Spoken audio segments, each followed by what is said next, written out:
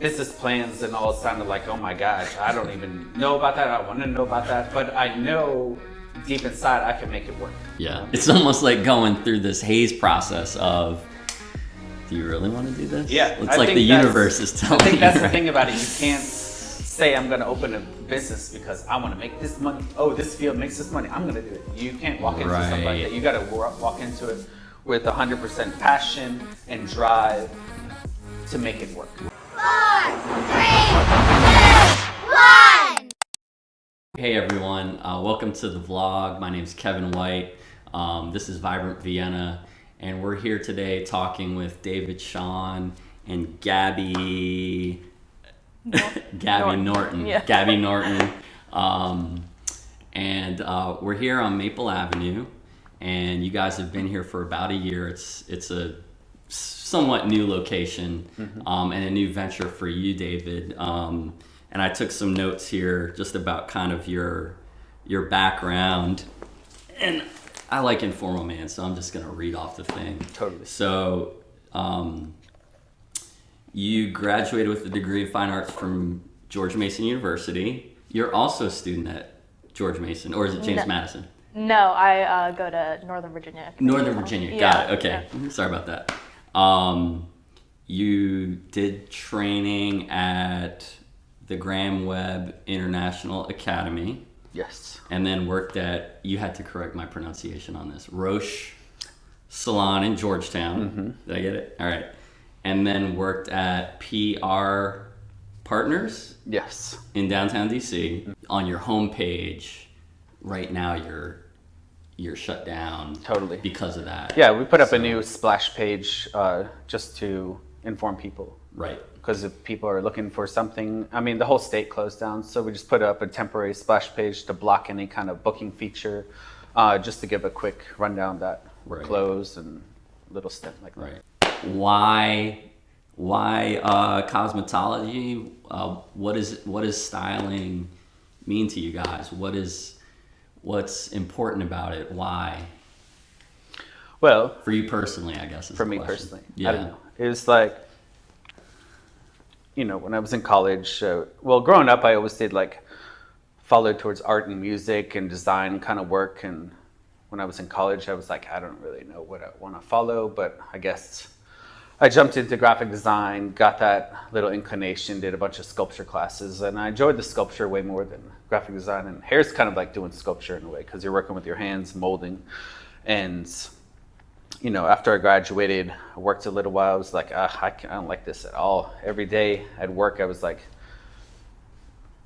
slapping my face just to stay awake at the desk. I was like, I can't do this anymore. So I had seen people doing hair, and I was like, man, I have more of an inclination towards that.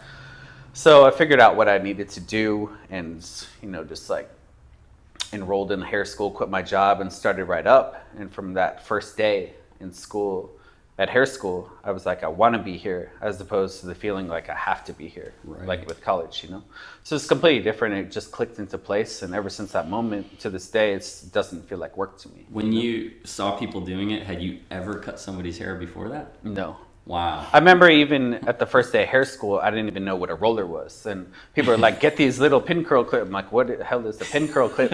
And the instructors look at me like, oh my God, look at this guy over here. And then, but it gravitated at full speed and picked it right up, and it just came out of me naturally. Got it. Okay. Same question.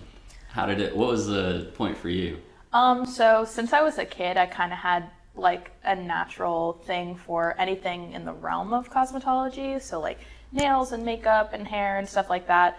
And I think it was I was an 8th grader, my freshman year of high school. I started cutting all of my family's hair, just trying it out, kind of. My mom's like, I bet you can do this, just try it out. So I have 2 younger brothers, so they needed haircuts every 3 weeks or something. So I started on them. They got some botched haircuts, but it's fine. I mean, now they get better quality stuff.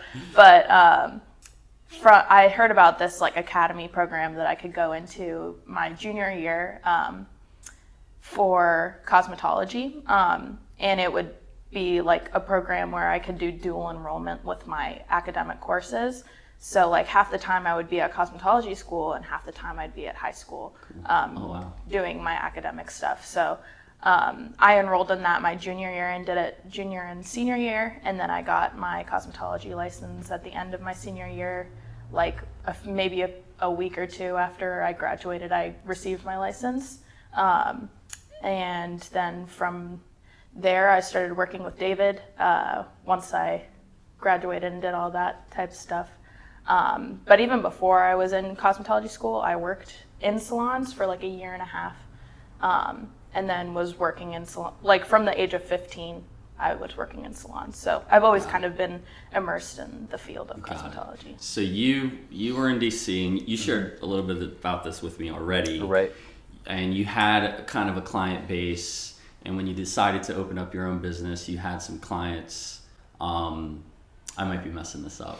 Well, how it worked Yeah. right out of cosmetology school, when I, took the state boards, got my license, I started working in DC, did a little apprenticeship thing there, and worked a couple different, 2 or 3 different locations in DC. Then I was like, I'm tired of commuting downtown every day. So I lived in Vienna. So I'm like, I'm just going to go back to Vienna. So I worked at this, 2 shops in Vienna before this location for 10 years. So I built up, I came to Vienna with 0 clientele, worked from ground up and for 10 years, and then got to a point where I said, I can do this, And ever since hair school, I wanted to open a shop. I was like, I remember the teacher saying, who's gonna be a shop owner one day? And like 2 or 3 of us raised our hand, and I was one of them, because I was like, that's what I want to do one day. I don't know how that's gonna happen, but that's where I want to get to. Yeah. So after building a clientele from like 0 after 10 years, I was like, I can totally do this. I don't know anything about running a business or anything like that, but I know I can do it, because I felt it inside of me. So, I was just holding out for a spot I really liked. And once luckily, it just happens. Like, I'll tell you how this shop came about, because I was waiting a good 2 years. I had it in my head. I was always scouting out locations around town. I was like, I don't know. It's okay, but not the best. So I was just waiting. Then one day I was cutting this lady's hair, and I was like, what's your plans for this weekend? What are you doing after this? She's like, well, I'm going to stop by my favorite shop in town because I'm so sad they're closing down. I'm like, what's closing down? She's like, the Maple Avenue Market on 123. I was like, what? I was like, I know that spot. They're moving out. Because I always saw the spot. I was like, damn, that's a cool little place that has potential. But, they're here. It's not going to happen. So she told me they're closing, and I was like, I didn't even know they're closing. She's like, yeah, they're not telling people, but they're closing up. And I was like, oh my God. So I wanted to get over there that day, but things got held up at work. I stayed longer, and I missed the hours to get over there. So a day later, or that was the Saturday. So Monday morning, I showed up here at like 8 a.m, and I was looking in the window. They had moved their stuff out. I was like, damn, it's a wide open space. I was like, this is it. I need to know who owns this. So I went over next door to our friend Eddie at the rug shop, and he's in there. So I'm like, and I walk in, and I'm like, hey, do you happen to know who owns this building? He's like, why? What are you doing? He's all inquisitive. And I'm telling him, like, I do hair in town here. I want to open a shop. And his eyes got all bright. He's like, oh, tell me more. So I'm telling him a little rundown. And he's like, wow, you have a good, he's like, I like your drive and your, the way you're talking about everything. So he's like, I'm going to put in a word with the landlord for you. So we met with him. 2 days later, we did a walkthrough, and I said, this is totally the place. I had a friend of mine who knows about like flipping houses and all that. He came in I was like, what's the place structurally look like? Right. I don't want to walk into something. A leak. Yeah. So he's like, no, it's all sound and set. Yeah. And then, I talked to the landlord. So what's your goal? Because I don't want to move into a space with all these buildings coming down in town. I don't want to move in a year later. You're going to rip this down. He's like, no. He's like, our family owns it. We have no plan to ever sell to developers. Awesome. So that's really cool, and has a cool mentality that you don't see in a lot of new buildings in town. Has a character built into it that you can't like build a character. You have to like, create it over time. I already had that built into it. So yeah, it really flowed with the aesthetic I was looking for. Love it. Yeah. So did you lock down the location? You knew you were coming in, and then you said, I'm gonna need. You knew you were gonna need at least one person to help you out here in the store. Totally. And then you reached out through a program that connected Gabi with you. How did that happen? I just saw their way that they were working, and I said, that's a good plan, because you need like yourself, an assistant, all that stuff, working together as a team to make it happen into a flow. And that's how that plan all came about. Got it. Okay. So he reached out to you, and then what was that process like for you? Was it like you knew right away, or? Well, my cosmetology teacher approached the class and said that there was a job opportunity in Vienna opening up at like a small shop, just needed one assistant. And I had a job lined up for me after high school that I was going to go into full time. I had it all set. But I was like, I should like try my other options, like see what else is out there. Like I don't love the place that I'm at, so like let's see what other options I have. And I met up with David at Cafe Amori actually in between clients, and it just kind of, we had like a really nice conversation, and I was like, dang, I really hope I get this job. Like I think I have a really good feeling about him. I had no like prior knowledge of like his history or whatever, but I kind of just went into it with an open mind, and like probably 30 minutes later he emailed me back and was like, yeah, I would love for you to come work for me. Wow. So it was a done deal. It was right from the start. Yeah. You guys knew. All right. But yeah, I think it is definitely about relationships are really key to success with anything. So the fact that you clicked right away and there was no searching and questioning of, is this person going to be right? You kind of just knew. So that's great. Are there services that you guys provide that are a differentiator from other salons in the area? Yeah, it's just like an environment where it's more of like a individualized, like curated session, as opposed to just come in and get out, Because so many salons I hear, get them in, get them out. It's like their mentality you hear all the time, just like boom, boom, boom. Where this is more individualized attention and really catering to the individual to give them something that they're not going to find at a big in-and-out shop. Right. And what's your process for that? Is it like, hey, send me photos of something that is appealing to you? Yeah, we'll sit them down and give it, even with repeat clientele, every time you're doing a consultation, because you want to get in that groove, like, oh, it's like they're coming, like get their stuff ready, because things change. Every time you want to be on the ball and ask them, what are you feeling today? What's your more inspiration? Are you feeling this? Show me some pictures that you're really feeling. What do you like? What don't you like?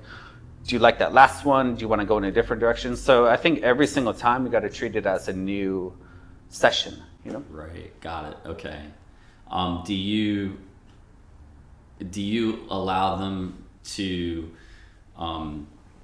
guide that conversation? Of course, you got to work hand in hand. Yeah, okay. You give their intake. I say, what are you feeling? Show me some pictures you like, and then let's talk from there. Say, okay, well, this aspect can work on you, but I don't know, steer clear of this, and work together. Got it. Come to a common goal. Okay, got it. And I feel like, like I need a hair, like we can't get haircuts now. I know. And I'm going, so you're going to get this boom of people. When this is over, it's going to be like, okay, the schedule's filling up quick. I really hope that for you guys. Okay, so for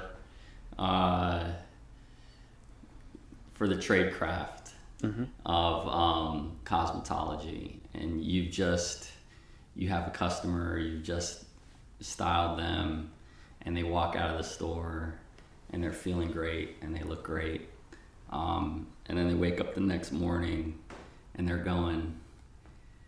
they just get out of the shower and they're going, oh man, how do I recreate that? Of course the answer is it depends on what you've done, obviously, but in general, are there any general things for your customers that you can, you know what, let's try something different. Why don't you answer the question and then you critique her answer? Yeah. Well, I'd just say, like, when you're in the salon, be like, attentive to what we're doing, and it's okay to ask questions about what products we're using, or like what heat styling tools we're using on you, or how we're blow drying your hair, as far as styling goes. Like, and then you can make adjustments at home to make it kind of similar to what we're doing here. Although it won't always be exactly the same, because it's really hard to recreate that, or like even blow drying your own hair is super hard by yourself.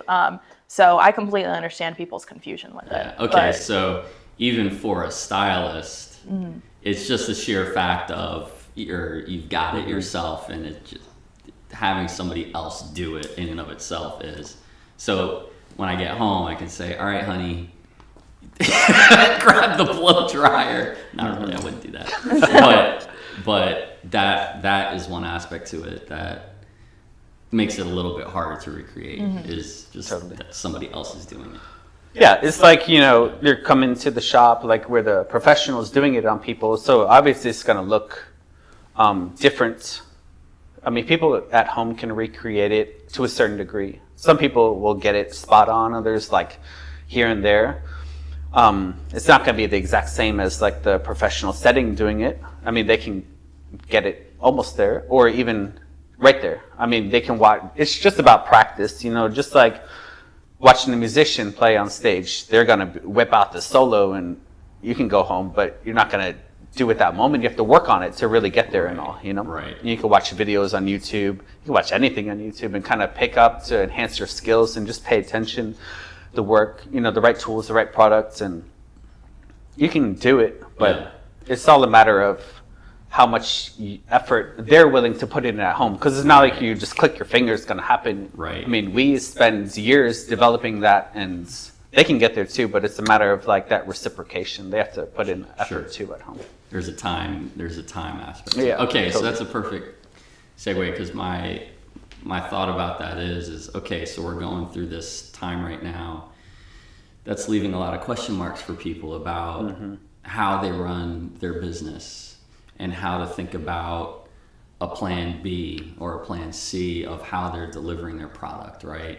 I mean, especially in the food service, but even for you guys where you can't have customers right now. Has that made you think about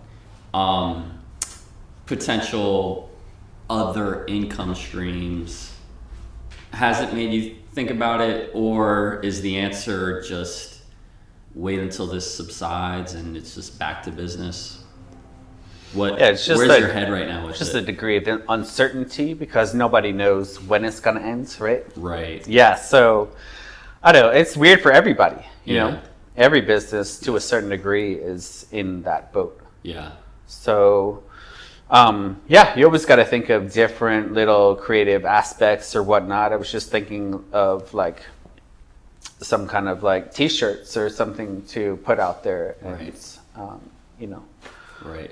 But yeah, I mean, because who knows? It might be a month from now, it might be a year from now when things start to turn on. Nobody really knows. It's kind of really uncertain. Got it. Okay. I've approached a couple of the restaurants, Maple Ave being one. You stay in Ricardo, and I said, hey, let's just do just cook, just like your signature dish. Let's record it on an iPhone. I think people like our generation and younger are looking for authenticity in content that's being delivered. It doesn't need to be this overproduced thing. What I think people are looking for is value, right? If there's really something that they can walk away and go, ooh, I'm gonna jot that down, or this is interesting or entertaining, right? It doesn't need to be this overly produced thing.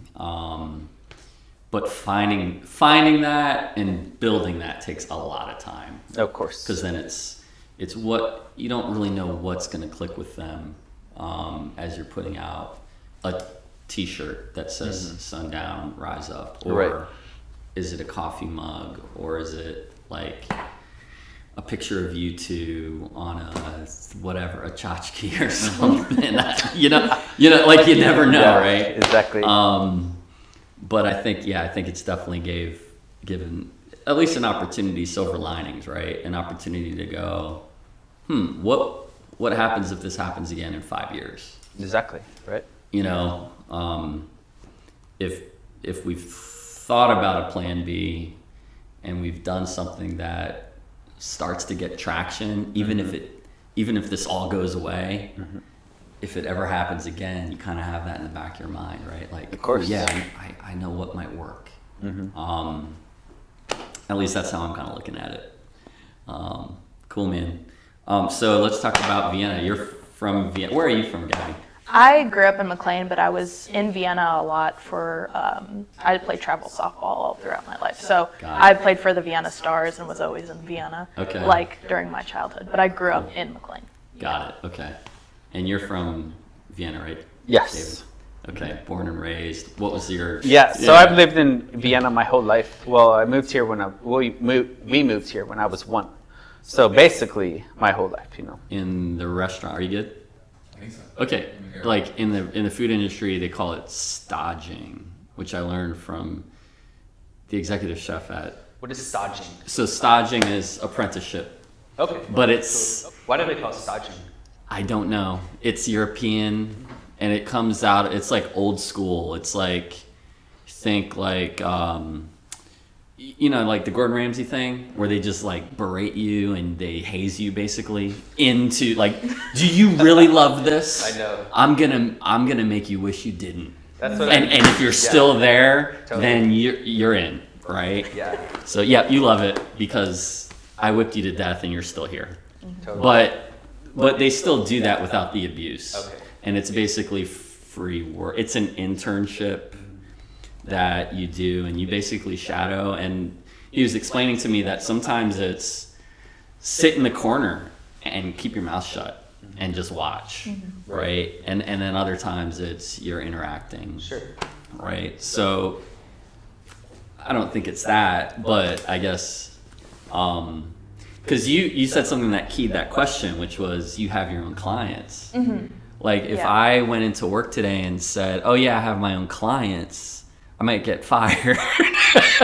Oh yeah, I've got my own conflict of interest, right?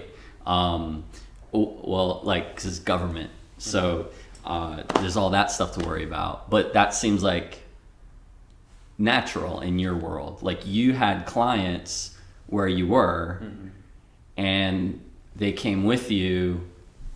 Was like, is that store like, dude, what are you doing? No, it's it's different in the hairdressing world because like your clientele are there to see you because they like the relationship you built up and with them. They feel comfortable with you. They like the work you do. So they're not going to a shop just give me whoever. I mean, some people do that, but in this kind of like industry setting, they're there because they like what they built up. They enjoy their time with you. They enjoy the work that you do. So they're gonna follow you wherever you go, regardless. Because it's the nature of hair that it's personal. Everybody's got a different cowlick. It's very personal and like an intimate environment, because it's like a field of work where it's like the touch is there, so they feel comfortable. I mean, any other work, if you went up and touched someone, they'd be like, "What are you doing?" Right. Unless it's it's all opened up and they feel comfortable with you, so they're gonna follow you. Right. So got it. If someone, say Gabi was working here, then one day she had, she has this clientele, and one day she's like, I'm gonna move here. It's like, okay, well, take your clients, because I'm not gonna be like, what are you doing? Those are our clients, because it's in the building, in the setting, but they're there to see her. Right. So I wouldn't feel any regret. But a lot of salon owners, not a lot, but some of them in the fields, it's like they feel like the clients belong to them. But it's like, it's not, they belong to the stylist. Well, that relationship is yours. Like, absolutely. Yeah. So that's I wouldn't feel any regret if someone left because they're there to see Gabi. Right. So it started with the question of like, okay, do you have an Instagram? Do you use social media to market? You have your personal one, you have your personal one. There's a store one, but you've got one for your clients. Therefore, the Instagram for this store is really this store's as opposed to, so Yeah, that it's like that as reflects. a whole where everyone comes together, and then Right. everyone is individualized but yet working as a whole. That's cool. I love that. It's I gotta talk to my man off camera here right now, because it's that C thing that Dave Reynolds Jr. talked about of, so Vienna Jammers is what he does, and it's a kids and adults percussion ensemble. And so with the and he builds the marimbas for the group, okay? And like marimbas, like actual, but there's different types of marimbas, and there's like professional classical marimbas, and then there's like marimbas that you would think like this is how marimbas were actually born. And so there's a I might be butchering this. You'll give me the note if I'm messing this up.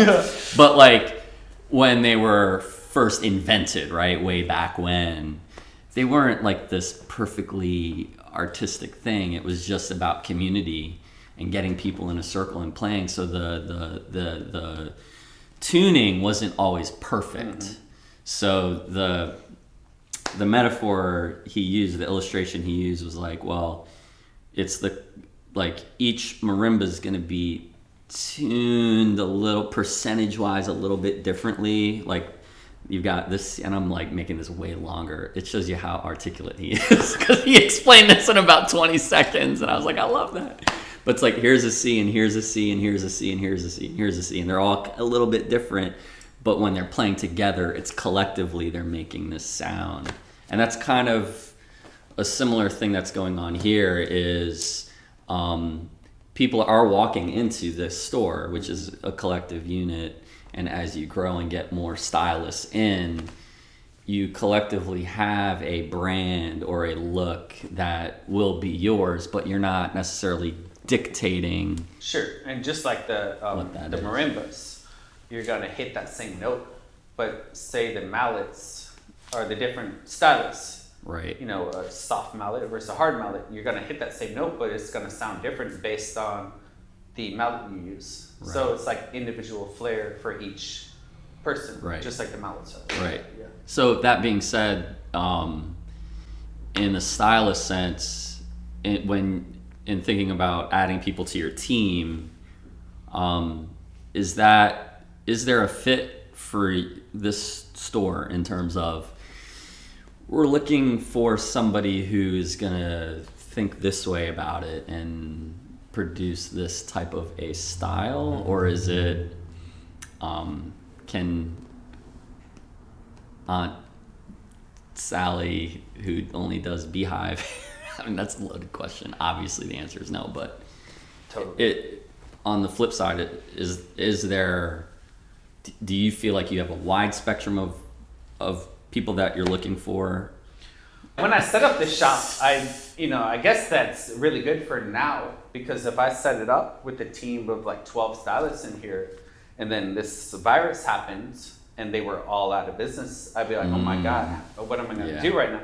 So when I first set up the shop, I wanted it to just work comfortably, where I wouldn't necessarily have to rely on others to provide the income to support the rent of the building. Because if I got a huge place, I had all these people, and right now everybody left, I would have this monstrous rent. I was like, how am I going to pay that? You know? Right. So I wanted to set it up where it could independently just make its way work, you know. Yep. But then if someone comes along the way who can enhance that environment, that's what I'm looking for. Right. It's not like I'm looking for to just pull anybody in here. Right. Some shops will just hire anybody to just come in, make me some money. It's like not about that. It's just about finding the right fit, who has the right like-minded mentality that'll enhance the environment of the shop. That's who we're looking for. Got it. Okay. So what have you learned since being here, part of the shop and part of the team? Have you, how much have you grown as a result of being here as opposed to school and stuff like that? Yeah, I've grown tremendously by being here in many different ways. I am studying business in school right now, so it's cool to be a part of a small business owner and like going through trial and error type things and seeing what he does and applying it to what I'm learning in school. But even besides that, like as a stylist, like I basically knew nothing coming in here. Like, yeah, I went to school. Yeah, Did you I was know what working. a roller was? Yeah, I did. Because I had been working in salons since I was 15, but I came in here when I was like 18 and fresh out of school and not really knowing a whole lot about color or anything like that. But David kind of like held my hand through it and kind of let me kind of watch what he was doing. Like I'd be like, oh, so like what are you using on this client to achieve this look? Or just me asking a bunch of probably annoying questions, but like that's what it takes for me to learn.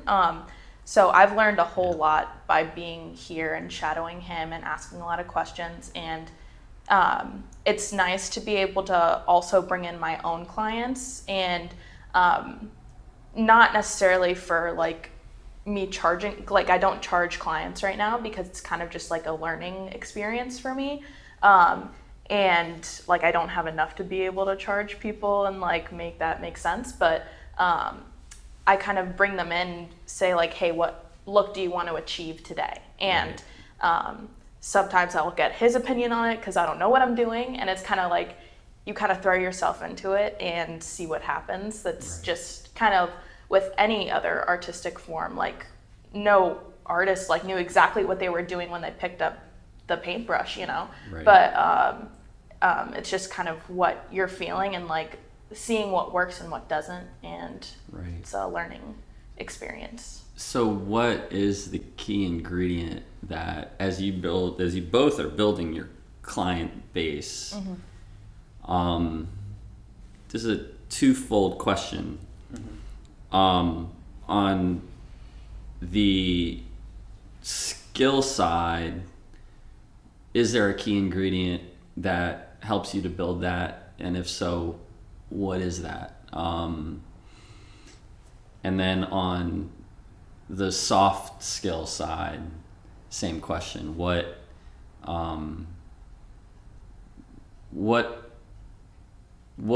is the client going to walk out of the door with going, I want to come back there. I want to come back and see Gabi or David. What are those things? Have you thought about that and identified those things, or is it really just organic? Sure, it's like equal parts of good hair and good relationship too, and unique environment for them. Because like you can get hair. I mean, there's lots of good stylists all over the world, and you can get good hair plenty of places. But it's like you need that equal part of good quality work and good quality personality and a good feel vibe of a shop too. Yeah. So the three parts are work key together to set you apart from everyone else. Do you process that out and write it down? Because I've had that thought of too, right? Of intentionality and organic are often held in tension against each other, right? When everything is planned and you almost write everything down, it can feel robotic. And then you're locked in. You don't feel like you can just, who cares, just go off script and do what you want. But on the flip side, when it's too organic and it's too like, then there's no process at all. Then you can go off the rails, take a left turn, and you find yourself, in the wrong spot. Totally. So, I don't know. You just got to follow what feels right to you. Right. You listen to within yourself and follow that to the full degree. Yeah. Because a lot of places I've worked at in the past, it's like that individuality within yourself wasn't allowed. To a certain degree. Like you would let yourself out, and like, nope, you can't do that. Nope. So it's like, right. I think you just got to follow yourself and it'll work itself out. Yeah. Just like listen to your gut and let it flow out. Okay. And everything will come together. Okay. Got it. I like that. It does sound like it's more organic because it's on the spectrum of creativity. of how creative you want to get with something. If we're talking about abstract art, like who's the guy that does the paintings of just like the white canvas, right? Like, is he really walking into his studio going, all right, step 1, choose paint color, white. All right, step 2, vertical, no, horizontal. Right? No, he's just, it's a feeling. It's completely organic. On the flip side of that, you might have, you have more, you think of classical painters. There's a method. You start with your darks. You're a fine arts major, so maybe you know this too, right? Yeah. When you're painting something or drawing, you start with your darks first, and then you work backwards to your lights, right? So there's a process. And being in that fine arts degree, I took a lot of art history classes, and I remember the teachers or the professors going in there saying, "Oh, this is abstract art. Why do you think you got to see?" He was thinking this for this vertical line. It's like, I don't think he thought that. I think he just like let it flow out of him, know. So it's like just a Pollock. About, it's just about how Yeah. people perceive things. Some people might think like, oh, they did this because of that, but other people might say, it's just about how you read something. Yeah. So is it like luck that Banksy, right? The guy who does is it just timing that he's so popular? Timing is key. Right. Because like even with this shop, I opened it last July, or it started right around this. What month are we? March. Yep. Yeah, it's hard. Well, actually, being off every day. it's the 29th, I think. So it's like March. So last March, I was working, doing all the run-ins of opening a shop, working and opening a shop together. But it's the key time because it was there. If that was this March, I wouldn't be here right now because I wouldn't even be looking at a place. None of us would. So timing is very, very key. Right. And out of your control. Yes. Completely out of your control. Totally. And especially being more on the creative organic side, you have to be more willing to allow for that. Yeah. When the opportunity, like when it's there and presents itself to you, you got to understand that's the right time. I mean, you might be confused at times. Yeah. But if everything lines up, you just got to jump on it right then. Yeah. And that's kind of what you had mentioned before when we talked about wanting to start your own business. You had a lot of people say, "Oh, you're not the right fit." Totally. And they were making all these judgment calls about what a business owner looks like and what traits they should have, and you were you were throwing that in the trash. Yeah, a lot of which people. Is good. Yeah, a lot of people were saying, you gotta have a business 5-year plan. Yeah. 7-year plan, 10-year plan. Yeah. It's like, well, I don't have a business background. I know, of artistic backgrounds. I know deep inside I can run a business. Yeah. I don't, but different people are different things. But to me, like, business plans and all sounded like, oh my gosh, I don't even know about that. I want to know about that. But I know deep inside I can make it work. Yeah. Okay, so you're going to school for this. Mm-hmm. It's your minor? It's my major. It's your major? Yeah. So, how does that, so how do I frame this question? I've heard people talk about an MBA is basically a degree that's going to teach you how to work in corporate America, not really how to run your own business. Mm-hmm. I mean, is that true? I don't know. I mean, I think a lot of what I learned here is like David, he kind of took it as, I know I can do this, so let's just do it and see what happens. And a lot of that is like the mindset of an entrepreneur. Like, you need to be able to allow for that margin of error. Right. Like, maybe I'll do something wrong, but also the reward can be great and immense. Like, so I found it really interesting that like he kind of just threw himself into it with no prior knowledge. Like, thinking about that gives me anxiety. Like, I don't know if I'd be able to do that. So I admire him a lot for that.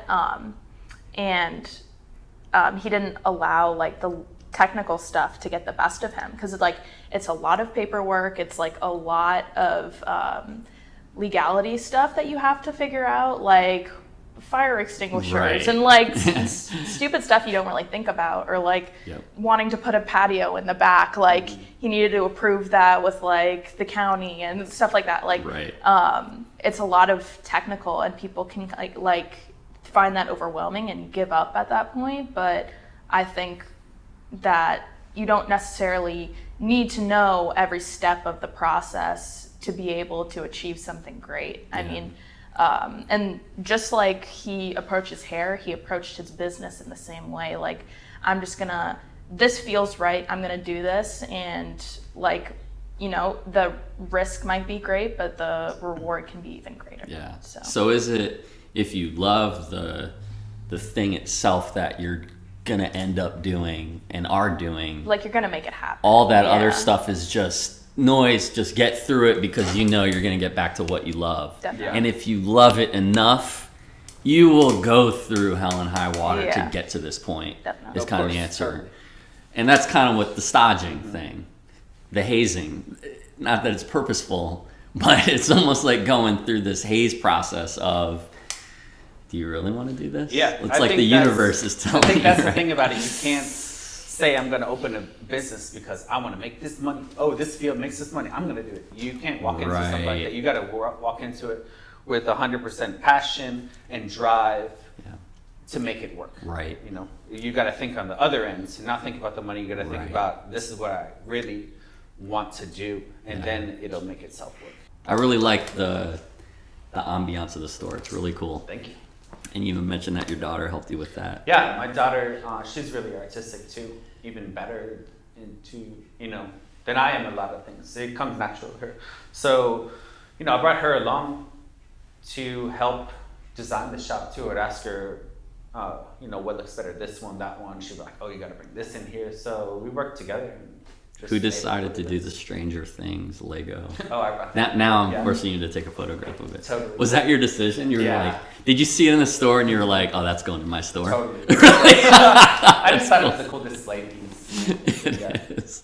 Did you think that after you built it or before? I know, right? It took you 4 hours to Yeah, build it, and you're like, you exactly. know what? I'm just teasing. No, it is cool because I like the Stranger Things series too.